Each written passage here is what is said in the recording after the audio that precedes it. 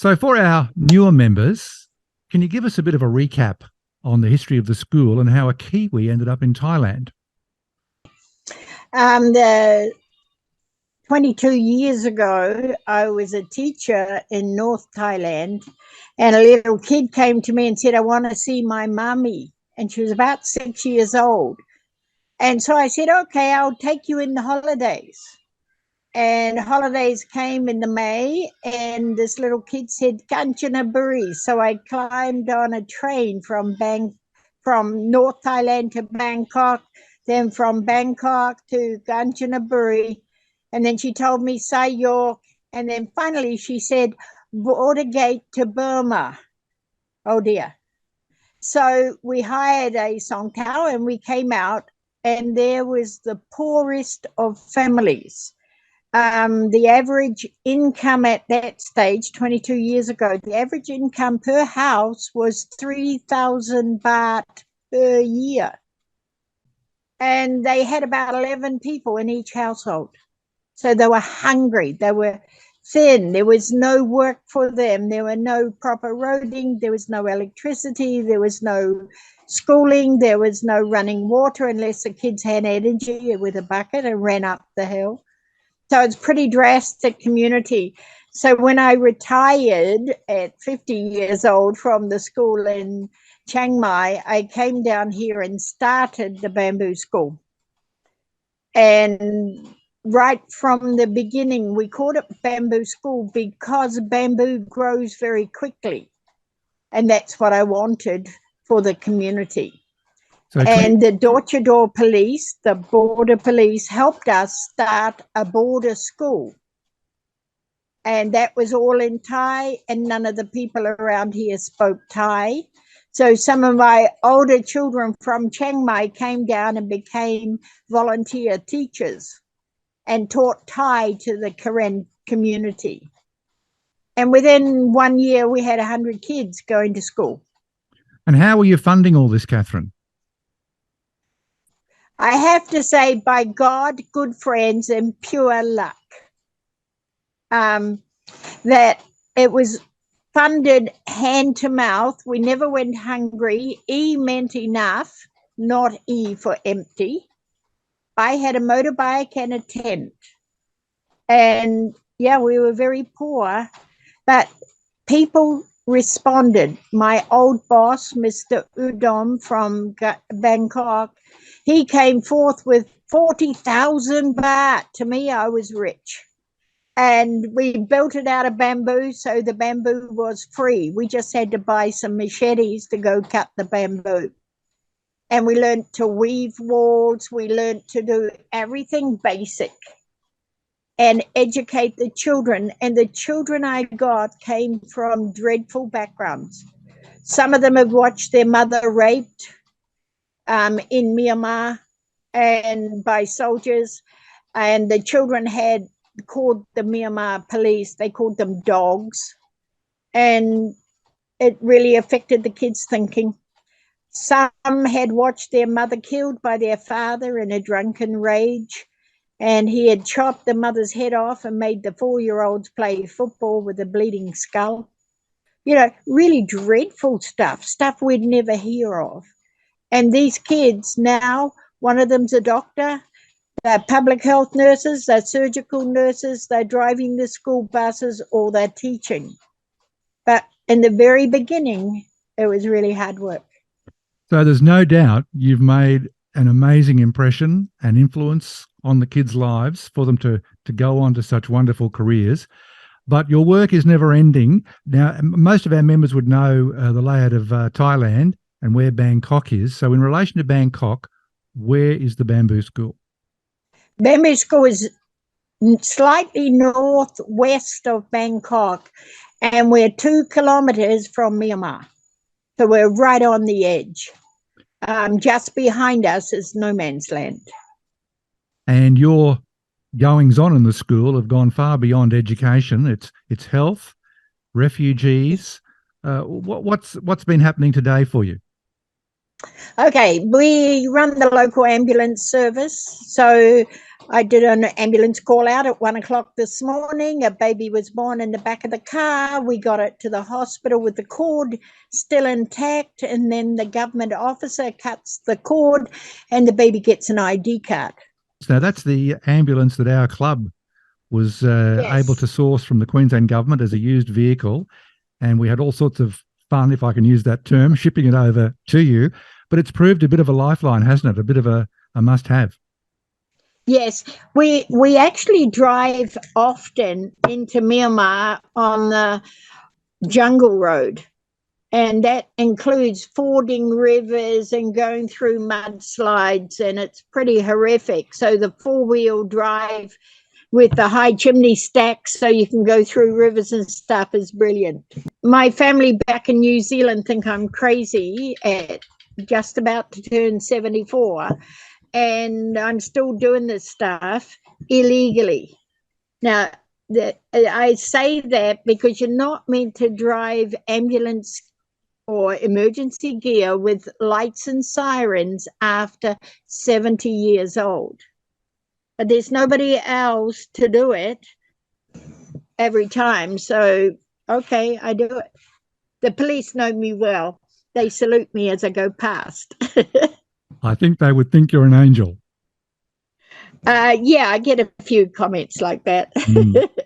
They actually check my ID card to check my year of birth. And because of Thailand is different than our national year of timing, that we're in 65 now. 2565 is the year in Thailand.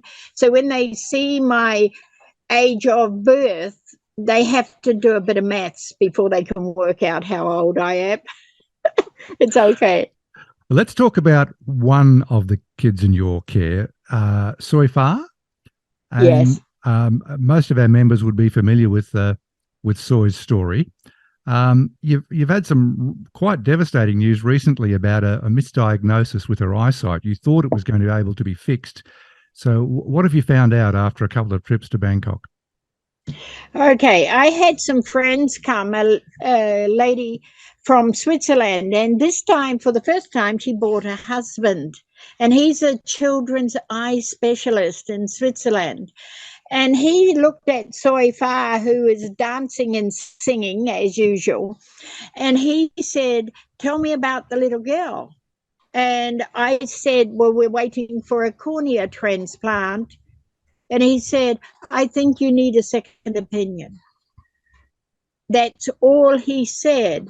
And that night we got visitors, and this guy from England bounced in, and he said to me, "Look, Kat, I just had my eyes fixed with a new doctor at Kanchanaburi."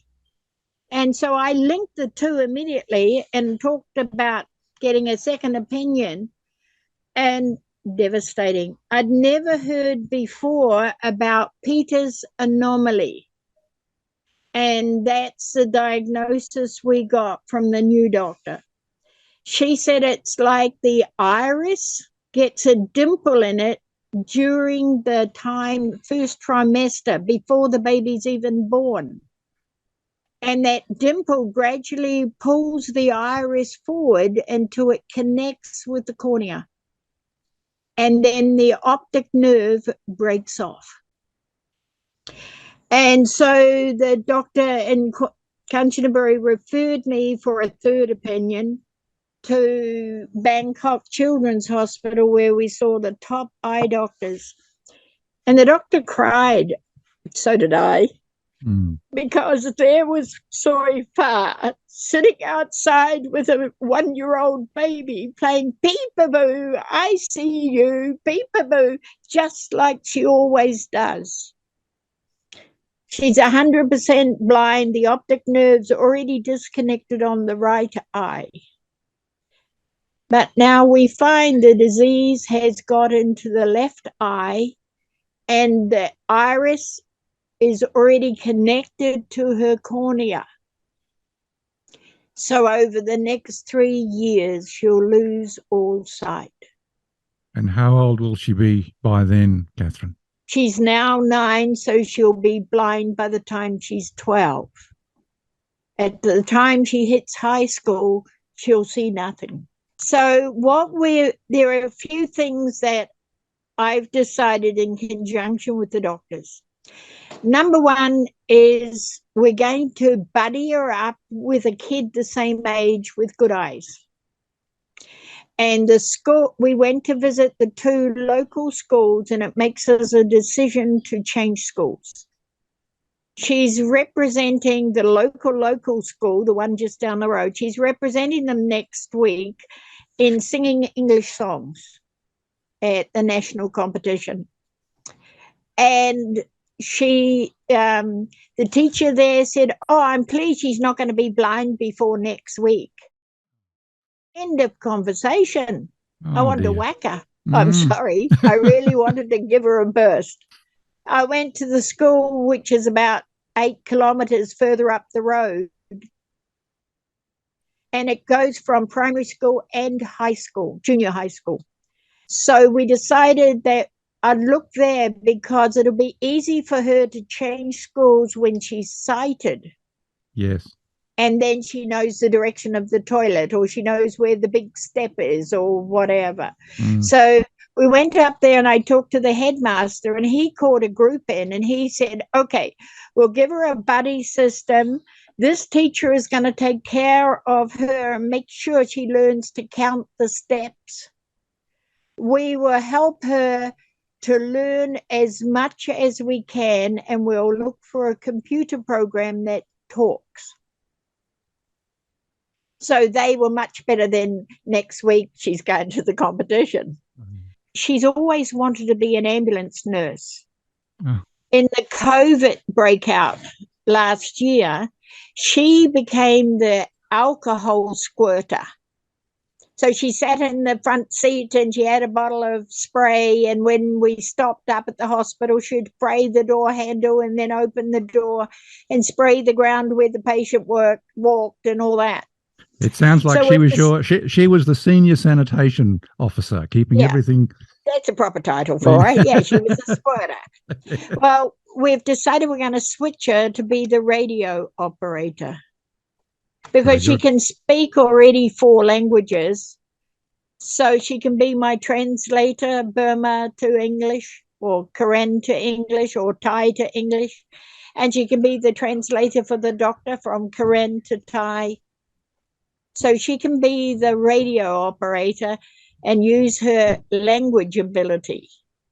It's hard to see any silver lining, but that sounds awesome what you're planning there, Catherine. So look, thank you for taking the time to have a bit of a chat, but it may have come to your attention that you've built something very special there in the Bamboo School. And I'm sure if we were doing this live like we did last time, there'd be a couple of questions from our members. I'll throw one in for you. What's your succession plan so the Bamboo School keeps thriving and growing? Sorry, I'm trying to hear again. Give me again. What is your succession plan for the school? I've got an older kid who's already qualified as an ambulance officer, and she will graduate with her master's degree in EMT. So she will come home and take care of the medical health. And I have 2 kids who are graduated as teachers. So they'll come home. They're planning on marrying. One of them's marrying the nurse. So we keep it in the family. And they'll come home and coordinate together. The one area we have been lacking in is financial planning and financial accountability, because that's been my job. So we've got a girl who will graduate next year with her accountancy degree. And she's already been offered a job at the local council, the equivalent, Obrador. She's already been offered a job up there as being an advisor and accountant for the local government. And she says, "I'll stay with Momo and I'll do your accounts." So good, we'll have an accountant on hand who can help with financial planning. And the final thing is we're in the process of setting up a foundation. and difficult to set up a foundation if you're a foreigner in Thailand. So now we are getting people on board that we can trust so we can set up the foundation. And all the paper design of the foundation papers is done, finished, and away with the translator. So we're progressing that one. It sounds to me you have got plans well in hand. Yeah. Well, It's hard when I talk about succession because I want to live until I'm 150 like Abraham. I don't want to quit yet. Well, you're an inspiration to us all. We have to plan it. Yeah, you're an inspiration to us all, Catherine. Hey, thanks for taking time out in your busy day to have a chat with us, and we'll talk again soon. Keep well. Thank you. And anybody coming holidaying in your well Bamboo guest houses. Well, I know Alec has all the contact details, so we'll make sure we pass that on. Thank you very much. Bye-bye. God bless you. Bye.